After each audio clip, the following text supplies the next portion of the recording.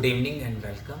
एक interesting question जो इस बार यूपीएससी में पूछा गया है रिक्स पे, उसकी चर्चा कर रहे हैं। सामान्य क्वेश्चन था लेकिन थोड़ा सा उसमें कंफ्यूज करने के लिए नई बात लिख दी गई, तो मैं बता देता हूँ। Question number 16, in modern context Riggsian terms have not altogether disappeared but have emerged in different forms with newer meanings discussed। तो इसमें newer meanings क्या है वो बतानी है। जो रिक्स की टर्मिनोलॉजी मोस्टली उसने diffracted societies, fused prismatic diffracted societies में यूज़ की है, ठीक है। विशेषकर नॉर्मेटिज्म, हिट्रोजेनिटी, फॉर्मलिज्म एंड ओवरलैपिंग, वो जो 3 टर्म्स थे वो सबसे ज़्यादा महत्वपूर्ण रहे, ठीक है। उसके अंदर और भी टर्म्स थे।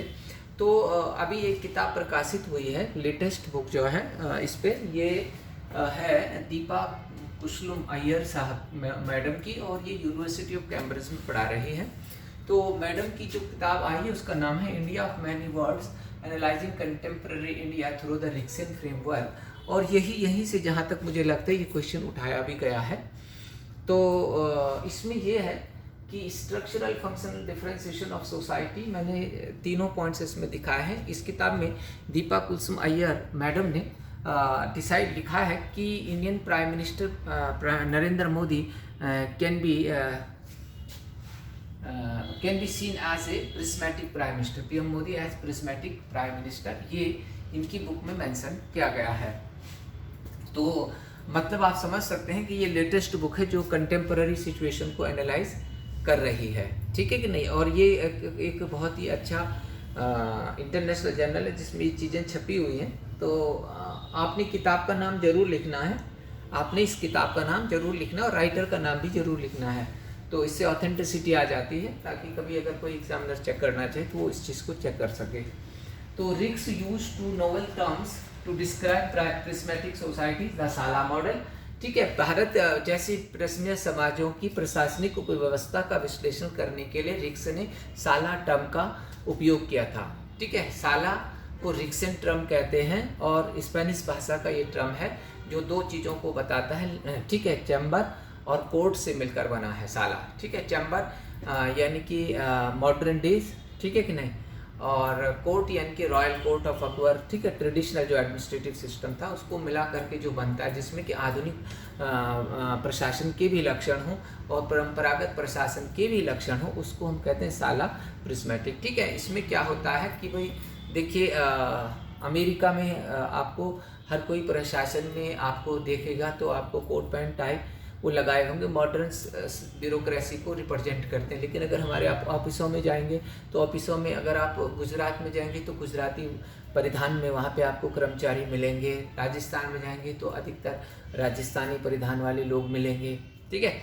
तो इसी तरह से ग्रीट करना मॉर्निंग में, जो अमेरिका वगैरह मॉडर्न एडमिनिस्ट्रेटिव सिस्टम उसमें सब गुड मॉर्निंग ही कहेंगे, लेकिन हमारे यहाँ पे मॉर्निंग में ग्रीट करने के लिए अलग अलग टर्मिनोलॉजी लोग यूज़ करते हैं, ठीक है। तो coexistence of the traditional as well as modern views, ये आपका साला प्रिज्मेटिक साला का एक ये है। बट इससे भी बड़ी चीज़ जो इसमें लिखी है दीपा मैडम ने, वो ये है कि रिक्स दी term explain bureaucracy in a country like India. For example, Indian bureaucracy is the colonial vintage, in that there is a clearly laid down procedure and unity of command, but it does not follow the waving structure of impersonal administrative behavior, because the actual functioning depends upon the informal network of personal ties, caste, class and region।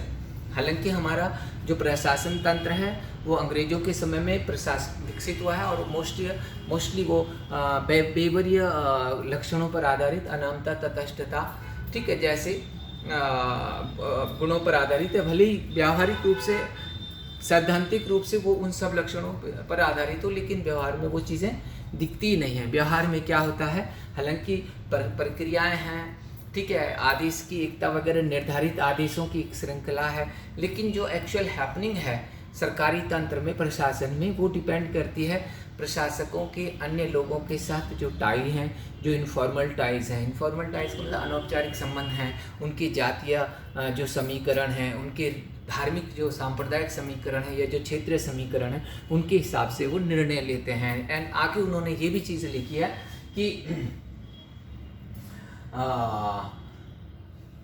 ठीक है Also, these rules are subjected to multiple and varied interpretation, including rigid following and actual subversions. ठीक है, कि इसके अलावा नियमों की भी क्या होती है यहाँ पे मल्टीपल इंटरप्रिटेशन, अलग अलग, जिसकी मर्जी जैसे वो नियम की वैसी व्याख्या करता है।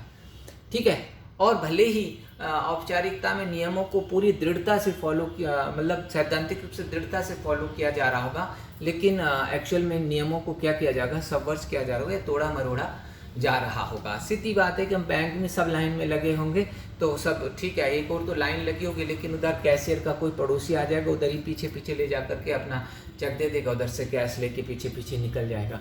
तो हालांकि सैद्धांतिक रूप से लाइन भी लगी हुई है, लेकिन उधर वो भी चल रहा है। ठीक है, तो this is the subversion of the rules. Then similarly Indian market do not follow the free market economics of supply demand and price equilibrium कि जो ठीक है, डिमांड और सप्लाई का जो मार्केट लॉ है वो फॉलो नहीं होता। हमारे यहाँ पर आप देखते हैं कि एक और मतलब किसी भी चीज़ के दो प्राइसेस हैं, एक फ्री मार्केट में चीनी 50-55 रुपये किलो है और आपके पीडीएस में 40 रुपये किलो, केंद्रीय भंडार में 40-44 रुपये kilo.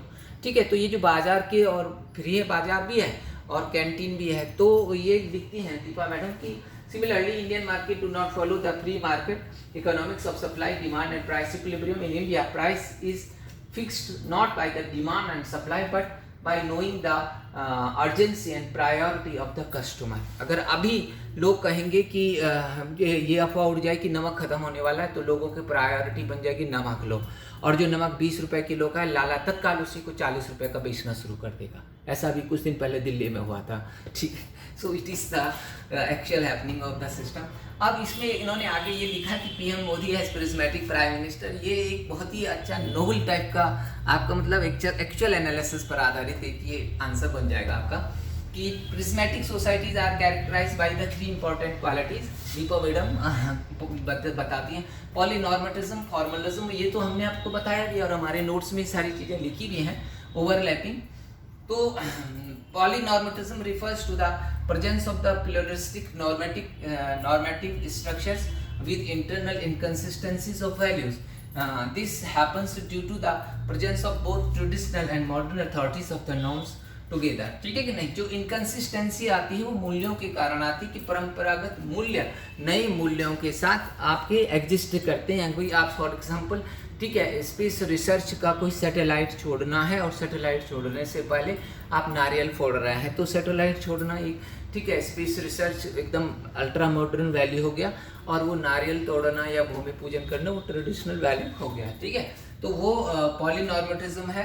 The example of the PM Modi is talking a language of economic progress, ठीक है, फास्ट ट्रैक डेवलपमेंट, ठीक, इन external affair and finance and catering the religious and traditional symbols like Mother India, loyal servant of the party, shows the dualism। ये Deepa madam कहती है कि ये इसकी द्वैतता दिखाता है प्रधानमंत्री मोदी की कि एक और आर्थिक विकास में ठीक है मॉडर्निटी में ठीक है साइंस में आगे बढ़ने की बात करते हैं, और दूसरा वो कहते हैं कि मैं प्रधान सेवक हूँ या मैं पार्टी का निष्ठावान सेवक हूँ, सैनिक हूँ, या और चीज़ें कहते हैं कि भाई जो रिलीजियस सिंबल्स वो लेके चलते हैं। तो ये इनका अपना आंकलन है दीपा कुसुम अय्यर मैडम का, जो कैम्ब्रिज यूनिवर्सिटी में है इस समय, और वो ये बता रहे हैं कि ये जो द्वैतता है प्रतीकों की वो भारतीय प्रधानमंत्री को प्रिज्मेटिक प्राइम मिनिस्टर घोषित करती है।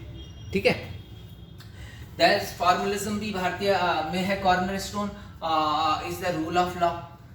ठीक है, रूल ऑफ लॉ होना चाहिए, बट खाप पंचायत होल्ड सेवे in the lives of the rural India in many parts of India. हालांकि रूल ऑफ लॉ भारत में शासन का आधार है, लेकिन बहुत सारे क्षेत्रों में अभी भी आप देखते हैं कि खाप पंचायत क्या है, एक बहुत बड़ा रोल प्ले कर रहे हैं, तो वो मानती हैं कि ये फॉर्मलिज्म है। ठीक है, coexistence of the modern and traditional way of doing things, ये फॉर्मलिज्म है, औपचारिकता है। ओवरलैपिंग है, single structure perform multiple function and often a single function is perform by the multiple structure as well. तो ये कहती हैं कि ओवरलैपिंग को एक नई ढंग से इन्होंने परिभाषित किया। ओवरलैपिंग का मतलब है कि एक संरचना द्वारा कई कार्य किए जाना। दीपा मैडम ने जो बात इसमें बताई है वो ये है कि भाई एक फंक्शन कई एक एक संरचना द्वारा कई फंक्शन संपादित किया जाना और फिर एक फंक्शन कई संरचनाओं के द्वारा संपादित किया जाना। भारत के संदर्भ में इसका उदाहरण ये बताती है कि इंडियन रेलवे, जिसका मुख्य काम है सार्वजनिक यातायात उपलब्ध कराना, तो सार्वजनिक यातायात उपलब्ध कराने के साथ साथ इंडियन रेलवे वाले ये बताते हैं कि for example, Indian Railway, whose function is public means of transport, perform multiple functions including running of schools, college, hospitals and so on. Similarly, for functions like provision of education in India, there is no single functional authority. कि एक जो शिक्षा है, एक तो railway है कि वो कई कार्य कर रहा है, स्कूल भी चला रहा है, अस्पताल भी चला रहा है, ठीक है, और आपके कंस्ट्रक्शन वर्क भी कर रहा है, जबकि उसका मूल काम है पब्लिक ट्रांसपोर्ट, ठीक। देन बट दूसरी ओर वो कहती हैं कि ओवरलैपिंग का एक और एस्पेक्ट उन्होंने एनालाइज किया कि एक फंक्शन को कई संरचनाओं के द्वारा संपादित किया जाना भी ओवरलैपिंग है, अतिव्यापन है। जैसे भारत में शिक्षा के लिए, शिक्षा एक कार्य है, लेकिन इसके लिए कोई एक फंक्शनल पर कार्यात्मक संस्था ना होना, बल्कि कई संस्थाओं के द्वारा, ठीक है, यूजीसी अलग हो गया तो एजुकेशन मिनिस्ट्री अलग हो गई, तो सीबीएसई अलग हो गई, तो आईसीएस अलग, आईसीएस बोर्ड अलग हो गया, यूपी बोर्ड अलग हो गया, फलाना ठिकाना, ठीक है कि नहीं। तो एक ही फंक्शन के लिए कई प्रकार की संरचनाओं का ना, ये भी ओवरलैपिंग है। तो इन मॉडर्न टर्म्स ये लेटेस्ट बुक रिक्स के रिसर्च पर बेस्ड है, जिसके मैंने आपको पॉइंट्स दे हैं और आप इसका अपने आंसर्स में यूज़ करेंगे। अगर आपने इसको ट्रेडिशनल मेरे नोट्स से पढ़ के भी लिखा होगा, मेरे नोट्स में ये है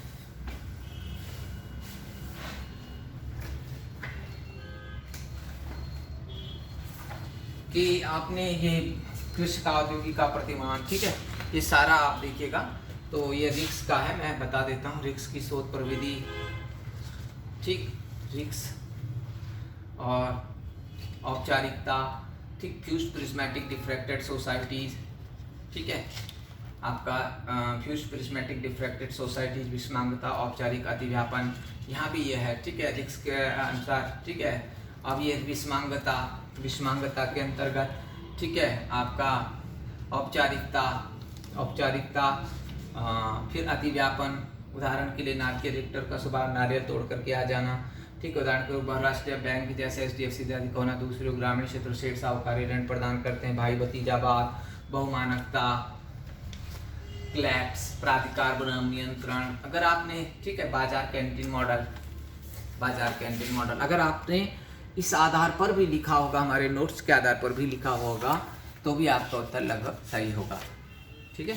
तभी आपका उत्तर प्रिज्म समाजों की प्रशासनिक व्यवस्था प्रिज्मेटिक साला मॉडल, इसलिए नोट्स से भी अगर किसी ने लिखा होगा तो वो है। और अगर आपको दंगों से दहकता ग्रेट ब्रिटेन, ये इसकी कंटेम्प्ररी यूज़ है। अभी मैंने जब ये जो बैच चल रहा था उसमें मैंने लिखा था ब्लैक लाइव्स मैटर, जो अभी यूएस में हुआ था, वो दिखाता है कि अभी जिस समाजों को रिक्स डिफ्रैक्टेड कहता था, उन समाजों में भी वो समस्याएं हैं जो आप दिखा सकते हो। अगर आप कंक्लूजन में ये इस उत्तर के कंक्लूजन में भी वो डालना चाहो कि जिस चीज़ को रिक्स ने कहा था कि विषमांगता, ठीक है, अलग अलग मूल्यों का समाज में एग्जिस्ट करना, ठीक है, वो आप अमेरिका के आज के समाज में भी देखा जा सकता है, जिसका ताज़ा उदाहरण पिछले साल जनवरी में सामने आया था, ब्लैक लाइव्स मैटर, जिसमें कि गोरी पुलिस वालों ने, ठीक है, एक ब्लैक हफ्सी को बुरी तरह से मारा था। तो उसके बाद पूरे अमेरिका में ये मूवमेंट चल चुका था, ब्लैक लाइव्स मैटर। अब तो कहीं भी ये आंदोलन खड़ा हो जाता है। तो इस घटना को जोड़ते हुए आप ये उत्तर लिख सकते हैं। Thank you.